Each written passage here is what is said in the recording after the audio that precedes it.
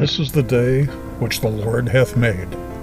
We will rejoice and be glad in it. I grew up on the southwest side of Chicago, Illinois. I know that I was raised during a time when most everyone treated everyone else with respect. We didn't eat a lot of fast food because it was considered a treat and not a food group. We drank Kool-Aid, made from the water that came from the kitchen tap. We ate bologna sandwiches, or even tuna, which was in a can and not in a pouch. And we ate grilled cheese sandwiches, hot dogs, pot pies, but most homemade meals, consisting mainly of meat, potatoes, vegetables, bread and butter, and a homemade dessert. We grew up during a time when we mowed lawns, pulled weeds, babysat, helped neighbors with chores, to be able to earn our own money. We went outside a lot to play games like Red Rover, tag, and dodgeball. We rode our bikes, ran with siblings and friends, and played hide and seek. We drank tap water from the hose outside. Bottled water? What was that? We watched TV shows like the Mickey Mouse Club, American Bandstand, Milton Berle, Super Circus, Ed Sullivan, Lawrence Welk, Father Knows Best, The Lone Ranger, and I Love Lucy. After school, we came home and did homework and chores before going outside or having friends over. You learned from your parents instead of disrespecting them and treating as if they knew absolutely nothing. What they said was law, and you did not question it, and you'd better know it. When the sun was starting to set or the street lights came on, you had better be home.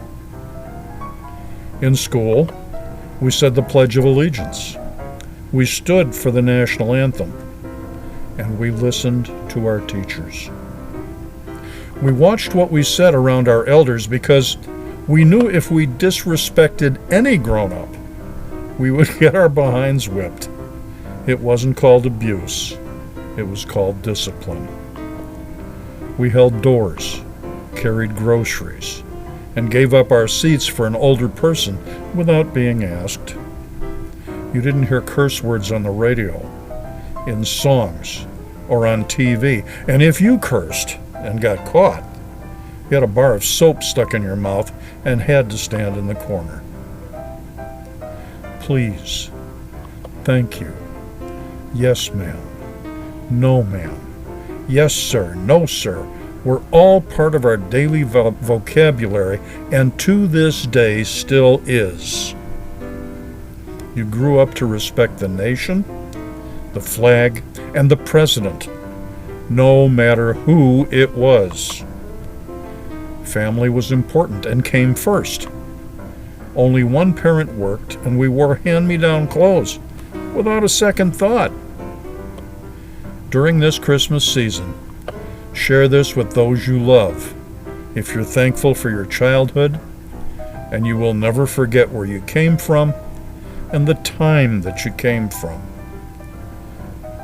Wouldn't it be nice if it were possible to get back to that way of life?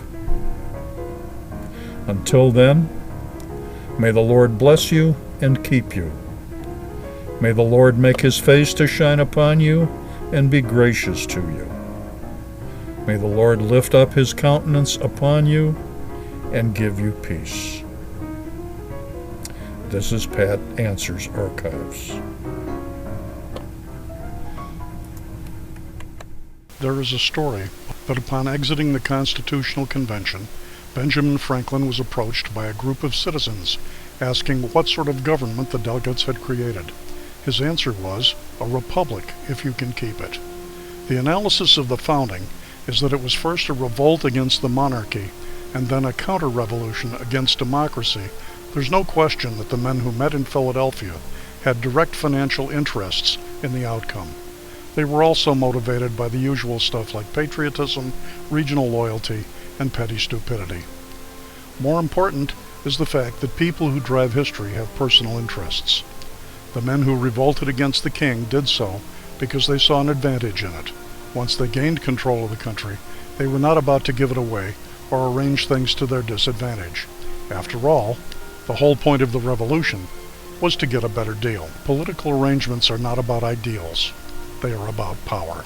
A Republic If You Can Keep It, by Patrick C. Cantor Sr., is written from the point of view of the Founding Fathers.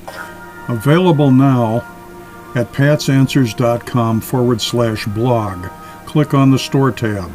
$16.99 plus $5 shipping and handling. Buy it today.